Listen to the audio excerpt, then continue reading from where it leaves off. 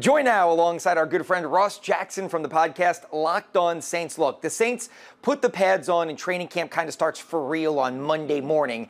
But the first few days of the team in shells, observations, I'm curious to know what you've thought. Who's looked good? Has anybody maybe been unimpressive so far? Yeah, I think the big highlights that I take away so far through the first few days is that Derek Carr is really in command and in control of this offense. They get in and out of huddles really easily. He's already shown some ability to be able to make some pre-snap adjustments, which seeing that during practice is a pretty good thing to just know that communication is there. See him sort of pointing out and identifying where pressure might be coming from, where the middle of defense is. All that seems to be going really, really smoothly, and that communication is really important. That caused the New Orleans Saints some issues last year when that wasn't as reliable as it's been so far. Over on the defensive side, there's been a couple of standouts, but the thing that I really like about it is that you've seen this New Orleans Saints defense make plays at really all three levels. You've seen the defensive line get pressure. Peyton Turner has been consistent over his first 3 days of camp. You've also seen some of the new arrivals like Nathan Shepard getting it done there as well. You've seen the run plays coming from, or the run defense coming from the second level.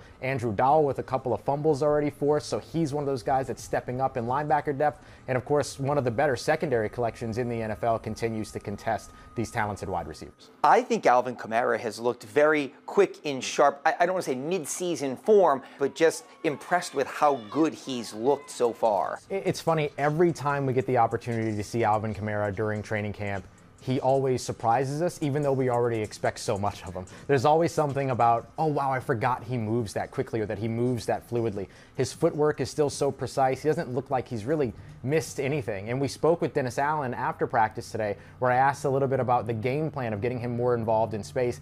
And Coach Allen was very adamant about the idea that, yeah, that's something we want to continue to work on and that we'll continue to build. But of course, that's aided by some of the other running backs that can handle some of the other, maybe tougher run duties as well, which opens Alvin Kamara's game quite a bit. Looking ahead at this week, when the pads come on, I'm looking at Penning and Hurst. And are there any battles that you're going to be looking at either on the interior of the defensive line where there's still a lot of question marks, or on the offensive line where there is at least a battle going on at left tackle? Yeah, there's a ton going on the offensive and defensive line. And we know that this New Orleans Saints team takes the trenches very seriously. They know that the game is won in those position groups. And so you look at the sort of competition that's going on along the interior as well. If a guy like James Hurst doesn't win out at left tackle and Trevor Penning becomes the starter there, which is kind of what we all at least expect going in, if that doesn't happen, then all of a sudden, because of his versatility, he can compete at left guard, he can compete at right guard. So there's a lot of different spaces where he's going to be able to help to either push for opportunities for himself or even push other guys to develop. So it's all positive for the New Orleans Saints on that front.